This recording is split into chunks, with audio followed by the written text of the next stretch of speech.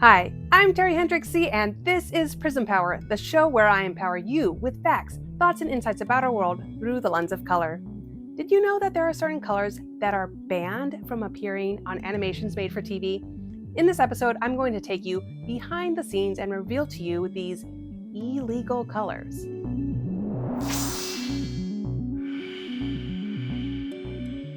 The majority of my professional art career has been centered working in animation, with the last 5 of those years serving as a color supervisor on cartoons made for television. And along the way, I've learned that color can be a critical factor when it comes to what is okay and not okay to show on television. First, you need to know that there is a National Television System Committee, or NTSC for short, that was formed in the United States in 1940 in order to create technical standards for black and white televisions, because before this, television manufacturers were just doing things on their own and duking it out with their competitors by using different forms of technology and aspect ratios. But the creators of programs made for TV needed a standard that they could faithfully work within in order to make their shows so that as many people as possible could watch them, no matter what kind of TV set they may have owned. And in 1950, this committee convened to create standards for color television. These color bars, for example, were originally designed to calibrate analog NTSC equipment. Now, if you recall our discussion about wavelengths from our last episode, you'll know that the color red has the longest wavelength in our visible spectrum, and it's usually warm colors with longer wavelengths and that are also highly saturated, particularly certain hues of red that tend to cause problems for TVs. Sometimes it's just a visual distortion, such as an image bloom, that these pure hues might cause because of the display limits of television monitors, but in other cases, there are colors that the NTSC has actually deemed illegal because they can interfere with the broadcast signal of a program. The creators of the vibrantly colored animation Mission Hill ran up against these limits, but still managed to create a visually appealing show while incorporating a lot of saturated, cool colors into their characters and backgrounds. Besides the NTSC, there is another industry acronym that I need to tell you about here called S&P, otherwise known as Standards and Practices.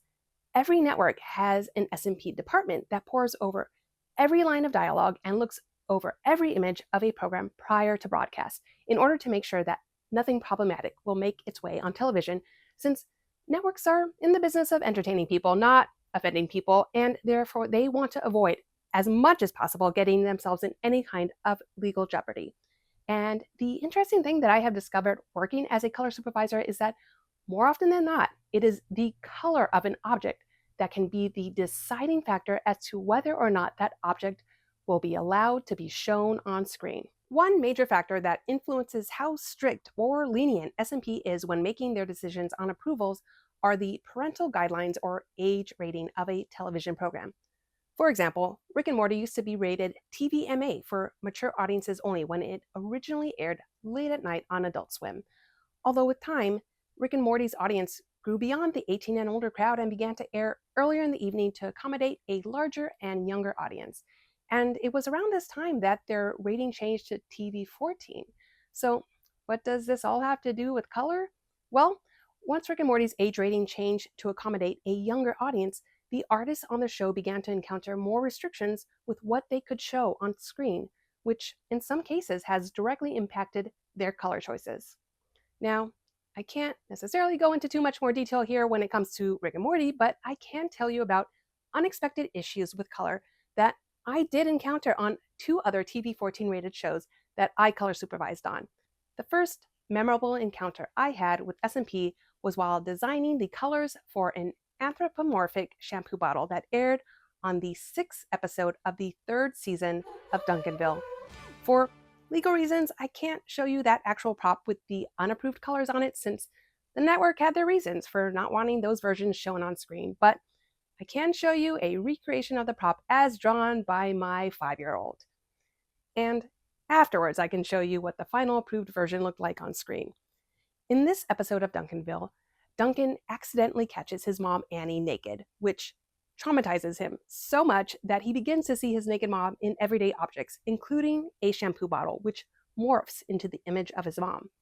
As a color supervisor, I work with a team of artists that are made up of background painters and color designers to design the color of everything you see on screen in an animated program. So originally, this assignment was handed over to our color designer, and she naturally colored the bottle the same peach skin color as the character Annie. Although once S&P got sight of this prop in color, I received a message saying that the color we had chosen was problematic because it too closely resembled a woman's nude body and was not acceptable for a TV-14 audience. I was advised to instead pick a different color, perhaps pink, and to keep all the colors on the prop monochromatic in order to de-emphasize the realism. As you know, color exists on a spectrum, so I've always found these back and forths with S&P fascinating because at what point is peach considered pink enough to no longer cause an issue? Well, apparently this was not pink enough, and we were told to go back to the drawing board. By this point, I overtook handling the color revisions on this prop as the color supervisor in the hopes of reaching an approved color since my team ultimately had a deadline that we were working together to hit. And I have to take a moment here to say that another interesting factor to all this is that the writers on these shows ultimately want to sell a joke, and if our designs steer too far away from what they had originally intended because of the judgment calls that are coming our way from S&P, then the writers will sometimes intervene and try to argue their case as to why something needs to appear a certain way on screen. So, as an artist on a show like this, I often find myself caught in the middle trying to appease both the writers and a network's S&P department. Well, the color they both ultimately settled on for this anthropomorphic shampoo bottle was this bright violet color. The second TV-14 rated show that I worked on as a color supervisor is Krapopolis. If you've watched the show, then you know that it can get gory at times with depictions of flaming heads and frozen bodies making their way on screen. But as I discovered, showing cartoon renderings of blood on television to those 14 years and older, not a problem. In fact, I initially decided to depict the color of blood on the show as a slightly transparent dark red, as you might imagine spilled blood to look like. Although about halfway through production on the first season, we received a request from our executive producer asking to pump up the blood in color, which we did by making it opaque and changing the color to a more brightly saturated red. We also added a few highlights or shine marks to help make it look more viscous. So colors normally associated with blood and gore were a-okay. But what was a problem according to S&P was brown poop. This artistic rendition, by the way, was created by my 9-year-old for some reason beyond my own understanding as a parent with 2 young kids who love to joke about poop. I was told as the color supervisor to not color this pile of pig poop that aired in the 4th episode of the first season of Krapopolis brown. I was advised instead to color it gray in order to not inadvertently offend anyone. Now, if I had colored this prop a true neutral gray, it would have just looked weird. And again, as you know, color exists on a spectrum. So I instead decided to start with the color brown and tone it down and desaturate it just enough for S&P to put their stamp of approval on it. And here's what the final version looked like on screen.